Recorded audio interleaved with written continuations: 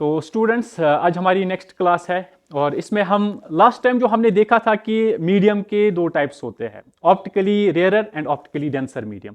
तो यहां पर हम उन्हीं को देखेंगे सिमुलेशन के जरिए से। तो यहां पर जो आपके पास है वेव के जरिए से देखते हैं, ये हमारा मीडियम जो है ये ईयर है और यहां पर जो मीडियम है इट्स वाटर। तो ईयर जो है ये आपका ऑप्टिकली रेयरर मीडियम है। हमने लास्ट टाइम भी कहा था इसमें स्पीड ऑफ लाइट ज्यादा होती है। और ये आपका वाटर जो है ये ऑप्टिकली डेंसर मीडियम है, इसलिए क्योंकि ये जो ऑप्टिकली डेंसर मीडियम होता है इसमें स्पीड ऑफ लाइट कम होती है। एक और चीज, यहां पर जो रिफ्रैक्टिव इंडेक्स होता है 1.33, यहां पर रिफ्रैक्टिव इंडेक्स है 1, जिसमें रिफ्रैक्टिव इंडेक्स ज्यादा होगा तो वहां पर स्पीड ऑफ लाइट कम होगी और वो ऑप्टिकली डेंसर मीडियम होगा। अब हम चेक करते हैं, और हमने क्या पढ़ा था, जो ऑप्टिकली रेयरर मीडियम होता है अगर वहां से रे ऑफ लाइट पास होगी ऑप्टिकली डेंसर में तो वो पास होती है टुवर्ड्स नॉर्मल, नॉर्मल की तरफ। तो यहां पर भी आप देख सकते हो इस तरह से लाइट रे को जाना था यहां से ऐसे, लेकिन लाइट रे जो है वो ट्रैवल कहां की ओर हुई, नॉर्मल की तरफ, तो ऐसे टुवर्ड्स नॉर्मल। तो ये यहां पर आप देख सकते हो। उसके बाद एक और चीज जो आपको देखनी है, दैट इज अगर आप इसको आप रखोगे ग्लास, अब देख लो ग्लास जब आप रखोगे इसका रिफ्रैक्टिव इंडेक्स कितना है 1.5, that means speed of light जो है इसमें कम होगी इससे। अब ये है आपका ऑप्टिकली डेंसर मीडियम और ये है आपका ऑप्टिकली रेयरर मीडियम, क्योंकि हमने ऑलरेडी देखा है रिफ्रैक्टिव इंडेक्स जिसमें ज्यादा होगा वो ऑप्टिकली डेंसर होता है। अब हमें क्या जानना था, हमें जो यहां पर जानना था वो था कि ये रे ऑफ लाइट कहां की ओर जा रही है। इसको जाना था यहां से, लेकिन ये यहां से गई है, that means away from normal. और यही चीज मैंने आपको समझाई थी लास्ट टाइम, अगर ऑप्टिकली रेयरर मीडियम से ऑप्टिकली डेंसर मीडियम में लाइट ट्रेवल करती है तो वो जाती है टुवर्ड्स नॉर्मल, और अगर ऑप्टिकली डेंसर से ऑप्टिकली रेयरर में जाती है तो वो जाती है अवे फ्रॉम नॉर्मल। तो ये चीज आपको पहले ही जहन में रखनी है। अब हम यहां पर आते हैं काज ऑफ रिफ्रैक्शन पे। तो रिफ्रैक्शन जो है इसका काज क्या होता है, किस वजह से होती है रिफ्रैक्शन। मैंने ऑलरेडी कहा था लास्ट टाइम, जब भी एक रे ऑफ लाइट ट्रैवल करती है ओब्लिकली ऐसे किसी एंगल पे, तो यहां पर मान लो ये ऑप्टिकली रेयरर से ऑप्टिकली डेंसर में जा रही है तो टुवर्ड्स नॉर्मल जाएगी। तो ये रे ऑफ लाइट जो है यहां पर ही इंसिडेंट रे है और ये है आपकी रिफ्रैक्टेड रे। तो यहां पर हम कह सकते हैं कि जो यहां पर स्पीड थी लाइट की वो लो थी, यहां पर जो स्पीड है लाइट की, यहां पर स्पीड जो है वो हाई थी और यहां पर जो स्पीड है वो लो है। तो हम क्या कह सकते हैं, अब आपके पास स्पीड की वेरिएशन हुई। ये जो स्पीड की वेरिएशन होती है ना, इस स्पीड की वेरिएशन की वजह से ही रिफ्रैक्शन होती है। तो मीडियम दो टाइप के इसी से बनते हैं फिर। तो इसमें रिफ्रैक्टिव इंडेक्स जो आपका होता है वो डिफरेंट रहता है, और उसी वजह से आप कह सकते हो कि जहां पर रिफ्रैक्टिव इंडेक्स कम होगा वहां पर स्पीड लाइट की हाई होगी, और जहां पर रिफ्रैक्टिव इंडेक्स ज्यादा होगा वहां पर स्पीड लो होगी। ये स्पीड वेरिएशन जो है यही बनती है काज रिफ्रैक्शन का। तो अब हम देखते हैं डेफिनेशन के हिसाब से भी कि किस तरह से ये वेरिएशन होती है। तो ऑलरेडी हमने देखा हुआ है कि स्पीड ऑफ लाइट जो होती है, स्पीड ऑफ लाइट जो है ये डिफरेंट होती है डिफरेंट मीडियम में। एक मीडियम में एक और दूसरे मीडियम में डिफरेंट, मानो एक में ज्यादा है एक में कम है। तो ये जो वेरिएशन है इसी वजह से रिफ्रैक्शन जो है लाइट की वो होती है डिफरेंट मीडियम में। इसी तरह से मैंने आपको ऑलरेडी समझाया था कि काज क्या बनता है। इसके और भी डिफरेंट काजेज है, लेकिन मेन काज इसी को कंसिडर किया जाता है। उसके बाद रिफ्रैक्शन जो है हमने ऑलरेडी पढ़ा था, ये डिविएशन होती है लाइट की। मैंने दिखाया भी था ये सिमुलेशन से, डिविएशन होती है लाइट की। लेकिन कब, जब ये क्रॉस करती है बाउंड्री को, और उस बाउंड्री को हम कहते हैं इंटरफेस। और इसी इंटरफेस पे, यानी ये जो आपका इंटरफेस होता है, तो इस इंटरफेस पे जब लाइट डिविएट होती है, बेंड होती है दो अलग अलग मीडिया में। तो हमेशा याद रखो दो मीडिया चाहिए होते हैं, दो मीडिया चाहिए होते हैं।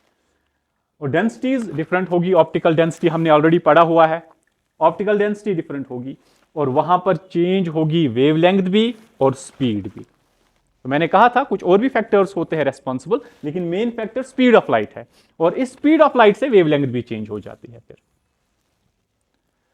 तो ये है काज रिफ्रैक्शन का। तो काज क्या है? मेन स्पीड का वेरी होना। और उसके बाद एक और चीज, जो फ्रीक्वेंसी होती है, जो फ्रीक्वेंसी होती है रिफ्रैक्टेड रे की, वो हमेशा सेम रहती है। फ्रीक्वेंसी किस चीज को कहते हैं? कितनी वेव्स ट्रेवल करती है मीडियम में एक सेकंड में, उसे हम फ्रीक्वेंसी कहते हैं। तो फ्रीक्वेंसी जो है नंबर ऑफ वेव्स पर सेकंड।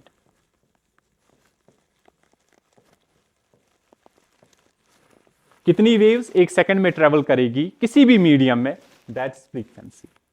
तो इसका यूनिट जो होता है ना, इसीलिए होता है वो सेकंड इनवर्स, या जिसको आप हर्ट्स भी कहते हो। तो ये जो है ये सेम रहेगा, it will never change. Change क्या होगा? वेवलेंथ, क्रस्ट्स के दरमियान डिफरेंस या ट्रफ्स के दरमियान डिफरेंस, दैट्स वेवलेंथ। और स्पीड ऑफ लाइट जो है वो भी चेंज हो जाती है, कभी ज्यादा होगी स्पीड ऑफ लाइट, कभी कम होगी। वेवलेंथ भी कभी ज्यादा होगी कभी कम होगी अकॉर्डिंगली। और स्पीड की वजह से ये इसलिए चेंज होता है क्योंकि फिर जो क्रस्ट्स और ट्रफ्स है वो नजदीक आएंगे या फिर दूर जाएंगे, यानी ऐसे, या फिर कभी ऐसे होंगे। मान लो ये डिस्टेंस है, अगर स्पीड कम हुई तो ऐसे भी बन सकता है। सो इसके और इसके बीच में डिफरेंस कम हुई, इसके और इसके बीच में डिफरेंस ऑलरेडी ज्यादा थी, तो हम कह सकते हैं वेवलेंथ भी चेंज हो जाती है, स्पीड ऑफ लाइट भी चेंज हो जाती है। और उसके बाद इंटेंसिटी जो होती है, इंटेंसिटी मैंने ऑलरेडी दिखाया था आपको, जो हमने सिमुलेशन किया था उसमें मैंने दिखाया था। इंटेंसिटी जो होती है रिफ्रैक्टेड रे की, वो लेस होती है इंसिडेंट रे से। ये मैंने दिखाया भी था आपको। इंसिडेंट रे जो होता है ना, इसकी इंटेंसिटी 100% होती है, वहां पर भी हमने देखा था। और रिफ्रैक्टेड रे जो है वो लेस देन 100 होती है, 100 से कम। अब कितनी कम होगी एंगल पे डिपेंड करता है। जैसे हमने एंगल्स चेंज किए थे ना, 40, 60 वगैरह, उस पे देखा था हमने कि ये 89 भी था, कभी 90 से ऊपर भी था, अकॉर्डिंगली ऐसे ही। 100 नहीं होता, 100 तब होगा जब कोई भी रिफ्रैक्शन नहीं होगी उस वक्त। और उसके बाद ये इसलिए होता है क्योंकि पार्शियल रिफ्लेक्शन भी इसमें होती है, और मैंने दिखाया भी था आपको, रिफ्लेक्शन भी होती है और साथ में एब्जॉर्प्शन भी होती है। मीडियम जो होता है वो कुछ रेज को एब्जॉर्ब भी कर लेता है, जज्ब भी कर लेता है। तो इस वजह से इंटरफेस पे ये सब चीजें होती है। अब रिफ्रैक्शन के कुछ इफेक्ट्स है। उन इफेक्ट्स में सबसे पहला इफेक्ट जो है, आपने देखा होगा, स्ट्रेट स्टिक अगर आप रखोगे वाटर में तो वो आपको पार्शियली बेंट दिखेगी। यानी इस तरह से, ये मान लो गिलास है वाटर का, अगर आप इसमें रखते हो एक स्टिक, यहां से वाटर इसमें है ऑलरेडी, मान लो अगर इसमें स्टिक रखेंगे तो वो स्टिक आपको थोड़ा सा बेंड लगेगी, ऐसे पार्शियली बेंड, थोड़ा सा बेंड लगेगी, क्योंकि ये रिफ्रैक्शन हो रही है, रे को यहां से ट्रेवल करना था, यहां से ट्रेवल कर रही है। सो पहला जो है वो है स्टिक का बेंड होना। उसके बाद जो लेटर्स होते हैं वो रेज्ड दिखते हैं आपको अगर आप गिलास स्लैब में से देखते हो। अगर आप गिलास स्लैब रखोगे बुक के ऊपर, तो वहां पर जितने भी वर्ड्स लिखे होंगे वो थोड़े से बड़े होंगे। जैसे ये बुक है, मान लो इस पे ऐसे लिखा हुआ है,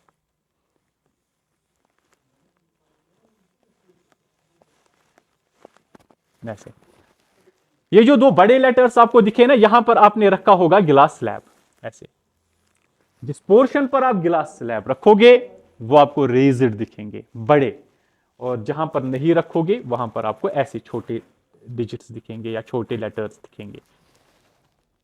उसके बाद बॉटम जो होगा टैंक का, वो आपको लगता है कि शायद ये रेज्ड है।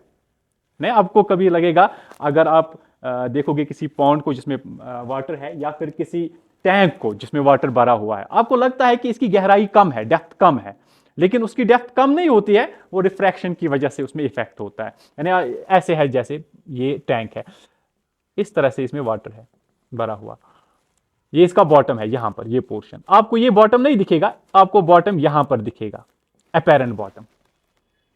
क्यों दिखता है? क्योंकि रिफ्रैक्शन हो रही है। और इस रिफ्रैक्शन की वजह से आपको ये रेजड दिख रहा है, थोड़ा सा ऊपर दिख रहा है। एक और है पेंसिल, अगर आप पार्शियली इमर्स करोगे किसी भी ग्लास टम्बलर में, वो भी आपको डिस्प्लेस दिखेगा, थोड़ा सा हट के दिखेगा, हटा हुआ दिखेगा। तो इसी तरह से लॉज ऑफ रिफ्रैक्शन लास्ट का है। लॉज क्या है इसके? Simple laws. पहला लॉ वही है जो आपने रिफ्लेक्शन में पढ़ा था। लॉ क्या था? रिफ्रैक्शन का पहला लॉ जो है वो कहता है कि जो आपकी इंसिडेंट रे है, रिफ्रैक्टेड रे है, नॉर्मल है इंटरफेस पे, और दो अपेरेंट मीडिया होना चाहिए, दो मीडिया, एक medium then second. At the point of incidence ये सारे आते हैं सेम प्लेन में। सेम प्लेन क्या होता है ये मैंने आपको समझाया था रिफ्लेक्शन में, वहां पर आप देख सकते हो उसको। यहां पर भी है, अगर आप एक प्लेन लोगे ऐसे, अपेरेंट प्लेन एक, अगर आप इस प्लेन में देखोगे तो इसी में आपको दिखेगी इंसिडेंट रे भी, इसी में आपको दिखेगी रिफ्रैक्टेड रे भी, और इसी में आपको दिखेगी नॉर्मल भी। अगर इससे बाहर गए तो ये एक ही प्लेन में लाइन नहीं करते। तो सिंपल, इसको याद रखोगे आप। क्या है फर्स्ट लॉ? अगर आप फर्स्ट लॉ के हिसाब से देखोगे तो इंसिडेंट रे, रिफ्रैक्टेड रे एंड द नॉर्मल कहां पर? इंटरफेस पे। इंटरफेस कौन सा होता है आपका? Boundary between the two media, उस पे। और दो मीडियम होने चाहिए, पहला मीडियम ऑप्टिकली रेयरर होगा, दूसरा ऑप्टिकली डेंसर होगा, सिंपल। और उसके बाद eight the point of incidence, point of incidence मैंने वहीं पर कहा था जहां पर इंसिडेंट रे टकराती है आपके इंटरफेस से, that point is called point of incidence. तो ये सारे एक ही प्लेन में आएंगे। देन सेकंड, ये इंपॉर्टेंट है, सेकंड लॉ जो है इसके हिसाब से अगर देखा जाए तो ratio of sine of angle of incidence is equal constant with along with sine of angle of refraction. ऐसे अगर आप साइन लोगे एंगल आई का और साइन लोगे एंगल आर का तो ये आपका कांस्टेंट होगा।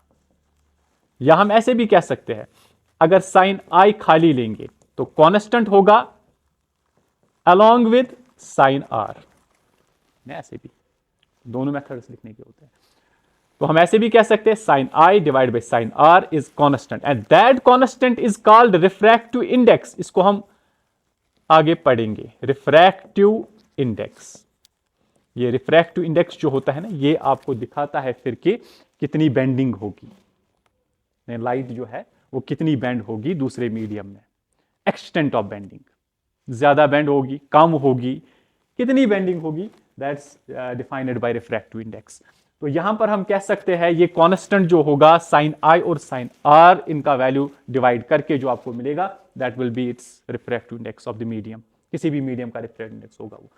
तो इस लॉ को आप एक और नाम से जानते हो, स्नेल्स लॉ, क्योंकि इसको स्नेल ने ही दिया था तो इसीलिए इसको स्नेल्स लॉ भी कहते हैं। तो अगर आपको कभी एग्जाम में आए what is Snell's law, define Snell's law, तो आप यही लिखोगे वहां पर। तो वहां पर लिखना क्या है आपको, जो सेकेंड लॉ ऑफ रिफ्रैक्शन जो है इसकी जो डेफिनेशन है वही, यानी रेशियो जो होगा sine of angle of incidence और sine of angle of refraction is always constant and that constant is known as refractive index of that medium. और उसके बाद लेकिन एक चीज याद रखनी है, लॉ ऑफ रिफ्रैक्शन जो है सेकंड, इसमें दो चीजें कॉमन रहनी चाहिए। एक तो कलर लाइट का, अगर आपने रेड लाइट ली है तो रेड ही लेनी है, अगर आपने ब्लू लाइट ली तो वही रखनी है। आप नहीं कहोगे कि रेड लाइट जो है इसका रिफ्रैक्टिव इंडेक्स और जो हमें ब्लू लाइट से रिफ्रैक्टिव इंडेक्स मिला वो सेम होगा, नहीं। सेम लाइट, कलर सेम होना चाहिए। कलर मतलब वेवलेंथ सेम, वेवलेंथ सेम होगी। And for given pair of media, तो दो कंडीशंस है, कंडीशंस आपके पास दो है। नंबर फर्स्ट है कलर सेम होना और नंबर सेकंड है मीडिया, जो आपके मीडिया है यानी मीडियम्स, वो दोनों सेम होने चाहिए। और कलर का मतलब है wavelength, wavelength will be same. और मीडिया जो है यहां पर मान लो एयर एंड वाटर, ऐसे आपको यही दो रखने हैं। अगर आप देखोगे एयर और गिलास का, ये डिफरेंट होगा, it will be different than this one. यहां पर जो वैल्यू आएगा दैट विल बी डिफरेंट, यहां पर जो वैल्यू होगा दैट विल बी डिफरेंट। सो दो चीजें यहां पर याद रखनी है आपको जरूरी, कलर दैट इज वेवलेंथ ये सेम रहनी चाहिए और मीडिया जो है उनका पेयर सेम रहना चाहिए, उसके लिए ये कांस्टेंट होगा। अदरवाइज अगर आप दो अलग अलग कलर्स लोगे उनके लिए अलग अलग वैल्यूज आएंगे, that will not be constant. अगर आप मीडिया अलग अलग लेते हो, जैसे आपने एयर और वाटर लिया, उसके लिए जो वैल्यू आएगा दैट विल बी सेम। लेकिन अगर आपने एयर और गिलास लिया तो उसका वैल्यू आपको यही नहीं आएगा जो पहले आया था। इन दो के लिए, इन दो के लिए मान लो वैल्यू आया 5, इन दो के लिए आपका वैल्यू होगा मान लो 7, so it will be different. तो इसीलिए ये भी याद रखना है कि इसकी कंडीशंस क्या क्या है। तो ये कुछ चीजें थी रिफ्रैक्शन से जुड़ी हुई। तो नेक्स्ट क्लास में हम कुछ और चीजें डिस्कस करेंगे। Thank you very much.